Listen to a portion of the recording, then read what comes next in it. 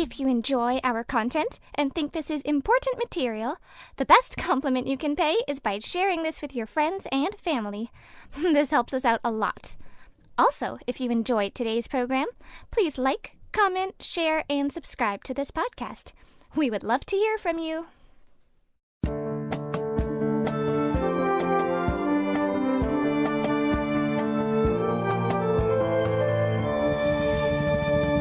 Welcome to the Truth in My Days podcast, where we defend the Word of God against the challenges of men. Hello, today we have Sonia interviewing John about textual criticism. This is the field of study through which we can know the original text of the New Testament. We are continuing from the previous episode today. This is not the only apologist that I've heard make this claim. More than one has made this claim that all the prophets were written on a scroll, so you just have to give the name of the scroll at the top, like you said about encyclopedias. Interestingly, they never actually give a primary source, proof that there was such a convention at all. They just say it.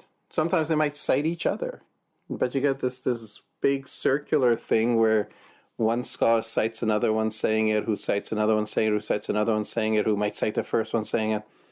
But none of them gives objective evidence that they ever did, that ancient Jews ever did that. And no wonder they don't. It is absolutely not true. It cannot be true. Why cannot it be true? Because the Jews never kept all the prophets on a single scroll, as this apologist said. They couldn't do so. There was an upper limit to the size of scrolls to make them manageable. The upper limit to the size of a scroll was about 32 to 35 feet long. And do you have a primary source for that fact? I have sources for that. They're cited in Emmanuel Tov, Textual Criticism of the Old Testament. The great Isaiah scroll that was found at the Dead Sea, the most notable of the Dead Sea scrolls, designated 1Q Isa A, was about 24 feet long. Okay, so it took 24 feet of scrolls to put the book of Isaiah on it. There's no room to put Jeremiah on it as well. The Greek minor prophet scroll found at Nahal Hever, designated 8 Hev 12 Greek. It's about 34 meters long, so it's near the upper length limit for scrolls. So if you have all the minor prophets and you fill the maximum possible scroll size with just the minor prophets, how can you possibly put all the prophets onto one scroll? You can't do it. So you never have Isaiah and Malachi on the same scroll. And if some weird scribe did it, if he wrote Isaiah, say, I got a few feet over, let's set on Malachi, it certainly wouldn't be the normal thing. It's not something people would recognize. So no, you would never have a quote from Malachi and say, well, it's on the scroll of all the prophets, and we'll call that Isaiah. So no, absolutely not. There is no way the Jews could have kept all of the prophets on a single scroll, and you'd hope that apologists would do their homework before they would say such a thing. Are there any other attempted explanations?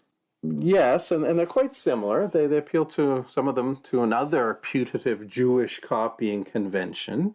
And then they have the chutzpah to say that the problem is with those who point out the obvious error. James White, for example, he says, quote, the argument that it is an error is simply one of ignorance of the common forms of citation at the time of the writing of the New Testament. So what is this putative Jewish copying convention? Well, the information officer from that creation ministry we mentioned earlier explains, because this person also appeals to that dodge, quote, it was standard Jewish practice to string more than one prophet together and only cite the one that was making the main point, unquote. Now you'll hear this from a lot of apologists. Another one puts it this way, quote, it was an accepted practice to list the prophet who was making the main point, unquote. So do you consider that to be more acceptable than the earlier explanations?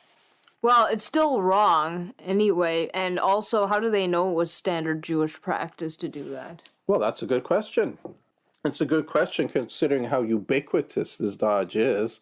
You'll hear that this was common forms of citation, standard Jewish practice, accepted practice, common practice.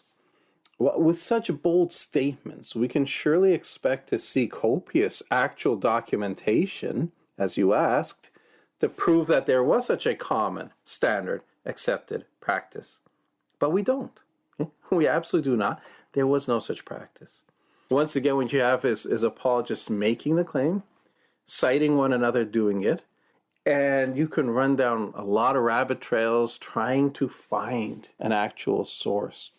But they just quote each other, which is kind of surprising considering that this practice was so supposedly common, except that why would an apologist say this without evidence to back it up? You need to do your homework.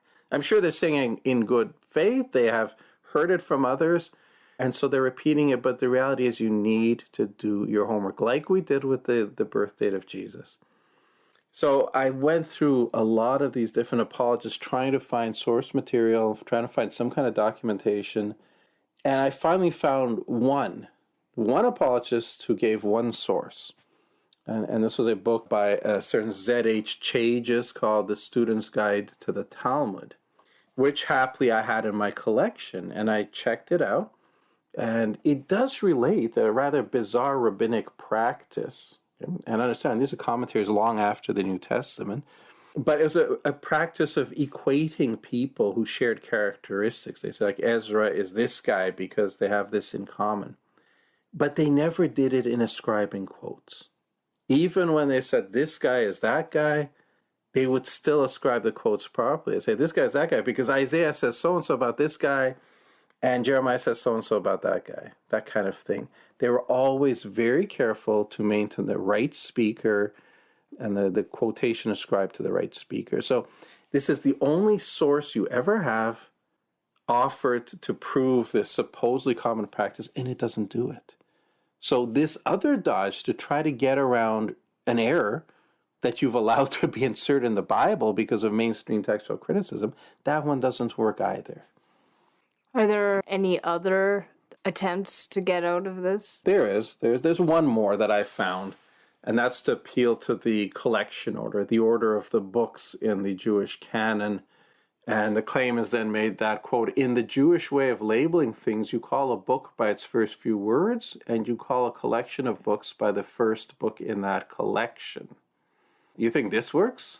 Well, but we just established that Isaiah and Malachi couldn't be on the same scroll anyway. Yes, they'd say, well, doesn't that have to be on the same scroll? It's the same collection. Maybe your collection is like 3 scrolls long or 5 scrolls long, but this is scroll 1, this is scroll 2, this is scroll 3. But here's a couple problems. If you're going to say that, well, Mark said, as is written in Isaiah the prophet, because of the collection order, he was the first book in the prophets, and so you just call that Isaiah, and anything from the prophets goes there. The first problem with that is Isaiah was not considered the first book. If you look at the Jewish arrangement of the canon, Joshua was considered the first book of the prophets. We class Joshua as a historical book, but they divide the canon into 3 sections. The Torah, it's the books of the law, the 5 books of Moses, sometimes called the Pentateuch. They have the law, the prophets, and the writings. And the law, the prophets, and the writings, laws, Torah, prophets is Nevi'im in Hebrew, and the writings are Ketuvim. So that's where we get the Tanakh from. It's an abbreviation for Torah, Nevi'im, Ketuvim. But in the Nevi'im, the prophets, Joshua was put there as the first. Second problem is that we see in Josephus against Appian 1.8. We see in the New Testament itself, for example, Luke 24:44, possibly Philo and De Vita Contemplativa 3.25. All of them indicate that in the 1st century AD, the second division of the Old Testament was referred to by the title, The Prophets. It was just called The Prophets, exactly as you see in the real reading of Mark 1:2. It was not called by the name of the first book in the collection. And a third and perhaps most telling problem with this dodge, when New Testament writers attribute Old Testament quotes, they always attribute it to the correct author. Matthew quotes from Old Testament writings 11 times in narrative commentary. And out of these, 1 is from Jeremiah, and he attributes it to Jeremiah. 4 from Isaiah, and he attributes them to Isaiah. 6 of them are attributed to the prophets. And again, we see the same practice in Josephus, possibly in Philo, and elsewhere in the New Testament. Isaiah is never used by Matthew as a designation for the books of the prophets as a whole, nor by Mark, nor by Luke, nor by John, nor by Paul, nor by anybody. For this dodge to work, for example, Matthew would have to attribute each Old Testament quote from the prophets to Isaiah, or Mark would have to do that. If Mark attributes these quotes in Mark 1:2 to Isaiah, even though it's not by Isaiah because that's the first book of the collection, then he should do that every time he quotes from the prophets in the Old Testament. And he doesn't do that. Of course he doesn't do that. Well, it seems to me like it would actually be easier than trying all these dodges. Why don't you just not accept Griesbach's canons? Well, this is the thing. You'd have to do your homework. I don't think any of these apologists even know who Griesbach is, know anything about the development of New Testament textual criticism. They just learn the party line and they just accept it without question. But let me sum up what we've seen at this point then, on this section. Here are the options if you accept mainstream textual criticism and you believe, against all the evidence, that Mark wrote as it is written in Isaiah the prophet in Mark 1:2. These are your options. You can abandon inerrancy. That's one option. And most of them have already done that. Or your other option is to invent claims about Jewish copying conventions out of whole cloth. And then these claims are passed on and other people hear them and pass them on in good faith. But they were made up out of whole cloth at some point. And appeal to these supposed conventions, even though by doing that you're still ending up with errors in the text. So I think it seems pretty clear now. You can have mainstream textual criticism or you can have inerrancy, but not both. Not both. Unfortunately, we don't need to choose because mainstream textual criticism, as we've already seen, is wrong. It's based on wrong presuppositions. All of the facts disprove it. But the problem is so few Christians know about this and just by default accept mainstream textual criticism by using Bibles based on the critical, the Nestle Aland text. I have to wonder, maybe some Christians actually don't know their Bible well enough and wouldn't even notice the error, like in Mark 1:2. And I get the feeling that some Christians choose their Bible because they think, for example, the NIV is easier to read than the New King James Version. I think you're right on both of those points. To address the second one first, perhaps the NIV is easier to read. Living Bible might be easier to read than the NIV, so why not go to that? Good News Bible might be easier than the Living Bible, why not go to that? Because at some point you're going to have to decide what degree of accuracy you actually want. If you believe the Bible is the Word of God, do you want to read a translation that conveys into English as close as possible what is said in the original languages? Or do you want someone to pre-digest it for you, decide what they think it means, and write that down in an easy-to-understand fashion, which may be wrong? And then some of these people who say that, they will go to university. They want to get good jobs to make good money. They may go into a difficult subject like engineering. And I can tell you those textbooks are not easy to understand. The work is not easy to understand, but they put in the effort because they want a degree so that they can have a good job. And I would ask, if you're willing to put in that effort to understand things, to get a degree and get a good job, don't you want to put in effort, if needed, to understand the Word of God as well as possible? I would think so. Thank you, everyone, for listening today. Unfortunately, we have run out of time, but please join us for the next part tomorrow. Same time and same place. Thank you for listening to the Truth in My Days podcast with John Torse. We would love to hear from you. Please feel free to share any questions or comments you may have. You can reach us on Facebook, Instagram, MeWe, and YouTube. Simply search Truth in My Days as one word.